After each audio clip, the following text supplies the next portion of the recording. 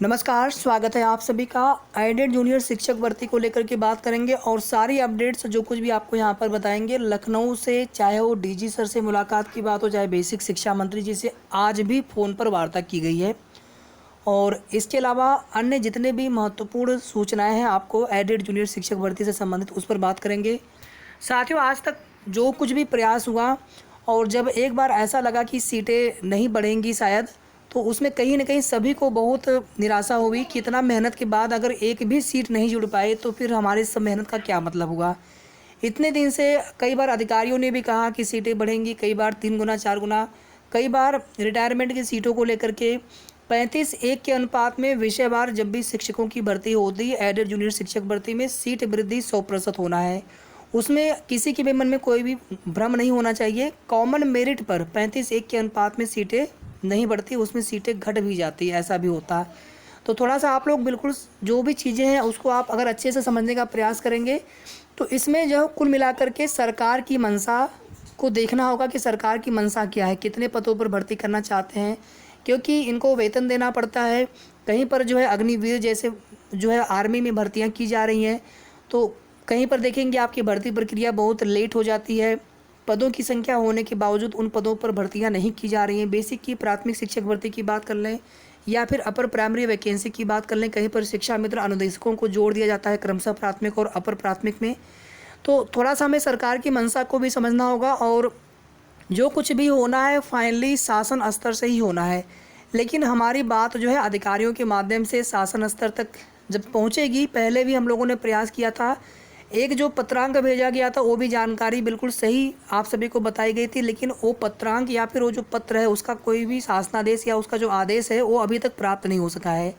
अगर वो प्राप्त हो जाता तो कहीं ना कहीं उसके आधार पर तुरंत जो है हम लोग यहाँ पर कम से कम ये हमारे पास एक डाटा तो हो सकता है कि सर इतने पदों पर भर्ती होने जा रही थी, किस प्रकार से जो डाटा लिया गया था। और कहीं पर भी नोटिफिकेशन में सीटों की संख्या का जिक्र नहीं जब है तो फिर बार बार इस तरह की जो है चीज़ें हमें बिल्कुल, चाहे तो हमें वो एक तरह से हमें ऐसा बताया जा रहा है ताकि हम लोग प्रयास ही करना छोड़ दें, उम्मीद ही छोड़ दें कि सुप्रीम कोर्ट का आदेश है तो फिर 69,000 शिक्षक भर्ती में 6800 की जो अतिरिक्त जो सीटें हैं, हालांकि वो आरक्षण विसंगति का मामला है, अपना मामला अलग है। तो उसमें जो कुछ भी याचिका है या फिर जो कुछ भी सरकार ने हलफनामा लगाया है वहाँ पर भर्ती प्रक्रिया कंप्लीट होने के बाद की स्थिति है। कोई भी भर्ती आप देख लीजिए, लोक सेवा आयोग हो, अधीनस्थ सेवा चयन आयोग हो या फिर एसएससी जैसी भर्तियां हैं, सभी जगह आप देखेंगे जब तक ज्वाइनिंग नहीं हो जाती है। और पीसीएस में तो मान लीजिए बिल्कुल ये फेमस है, प्रसिद्ध ये चीज़ की जब विज्ञापन आता है उस समय पद कम होते हैं, बाद में भर्ती प्रक्रिया होते होते रिटन एग्जाम मतलब प्री मेंस होते होते इंटरव्यू होते होते सीट वृद्धि हो जाती है। तो इसी तरह से अपनी भर्ती प्रक्रिया में भी कोई फाइनल शासनादेश तक नहीं आया है आगे, क्योंकि प्रोसेस को लेकर के, इसलिए सीट वृद्धि यहाँ पर 100% हो सकती। कोई भी सुप्रीम कोर्ट का ऑर्डर इसमें या माननीय न्यायालय का आदेश की वजह से यहाँ पर कोई भी यहाँ पर अड़चन नहीं है। डीजी सर ने कहा कोई बात नहीं, लेकिन हमें वहाँ पर सभी साक्ष्यों के साथ उनके समक्ष फिर से जो है अपनी बात यहाँ पर पहुँचाई जा रही है। और इसके लिए हमारे सभी लखनऊ के जितने भी हमारे प्रयास कर रहे हैं भाई, चाहे वो विनीत भदौरिया जी हों, चाहे अभिषेक जी हों, चाहे नितिन दुबे जी हों, सभी भाइयों को बहुत बहुत धन्यवाद है। प्रयास हो रहा है साथियों तो सफलता भी जरूर मिलेगी।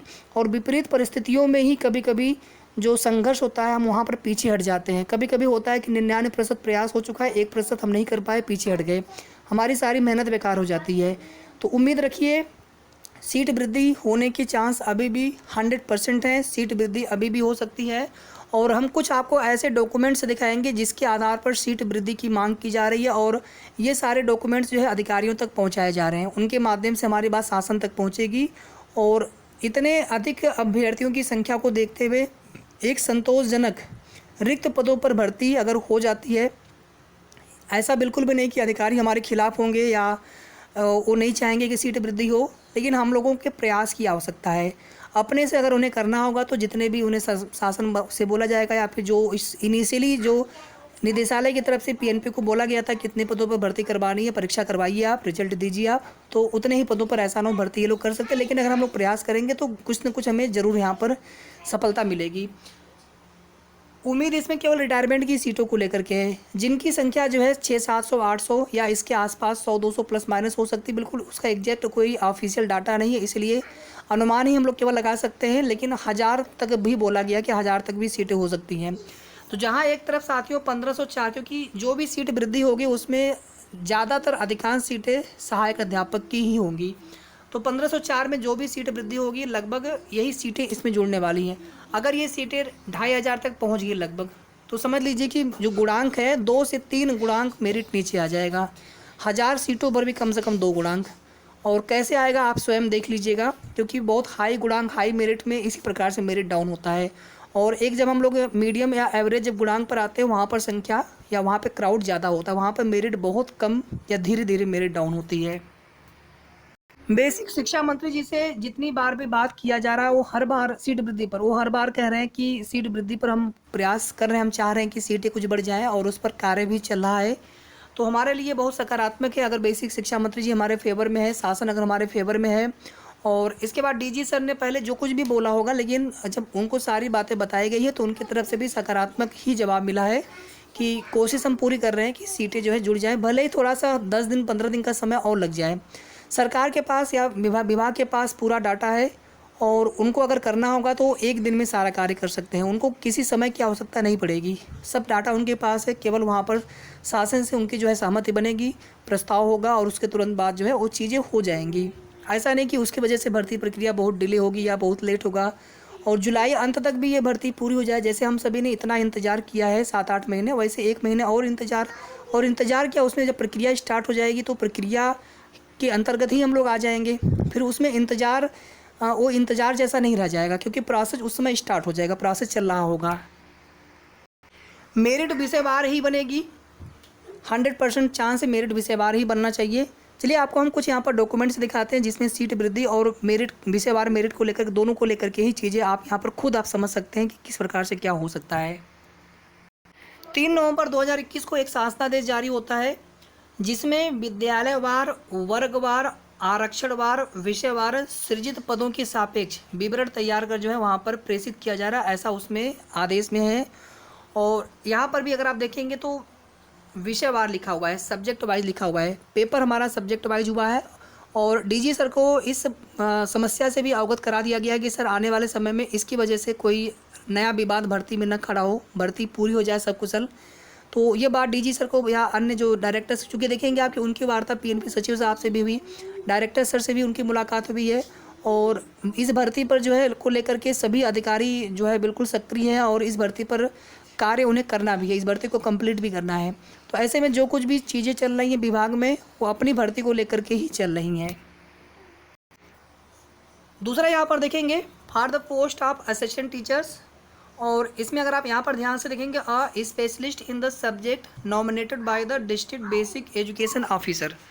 तो यहाँ पर भी आप देखेंगे कि विषयवार ही जो शिक्षक हैं वो लिए जाने थे इस भर्ती के अंतर्गत। ये जो क्वेश्चन मतलब पेपर होना था, हमसे एग्जाम होना था, उसमें भी आप देखेंगे कि 50 प्रश्न जो सामान्य ज्ञान सभी के लिए अनिवार्य था। बाकी में आप देखेंगे जब ये विषयवार ही यहाँ पर पेपर करवाया गया है उसको लेकर के ये मतलब एक तरह से साक्ष्य हमारे पास है कि इस प्रकार से अलग अलग भाषा के लिए अलग भाषा में भी 3 कोई भी एक लेना था, इसमें से सामाजिक अध्ययन हो गया और विज्ञान गणित के लिए।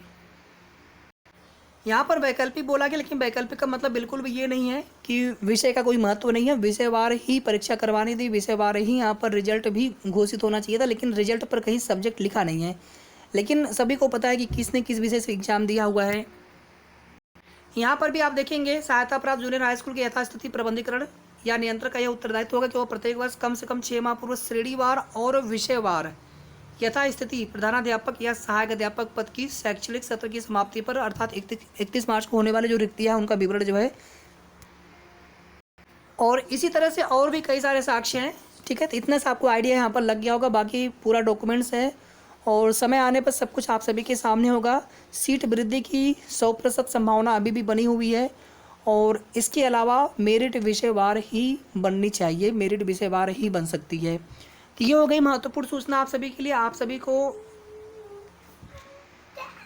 बिल्कुल उम्मीद रखना चाहिए साथियों, हम भी उम्मीद रख रहे हैं और हमारे साथियों की मेहनत पर, संघर्ष पर हमें भरोसा रखना चाहिए जैसे हम सभी ने अभी तक किया। भले ही हमें सफलता ना लगी हो, लेकिन सफलता कभी कभी जो है विपरीत परिस्थितियों में जो थोड़ा सा प्रयास रह जाता है उसकी वजह से भी अगर हम लोग हार मान जाते हैं तो वहाँ से सब कुछ सारी मेहनत बेकार हो जाती है। तो थोड़ा सा प्रयास हमें और करना है। वीडियो को आपको लाइक और शेयर कर दिया करें ताकि सभी तक जो है सही और ऑथेंटिक न्यूज़ पहुँचती रहे। धन्यवाद।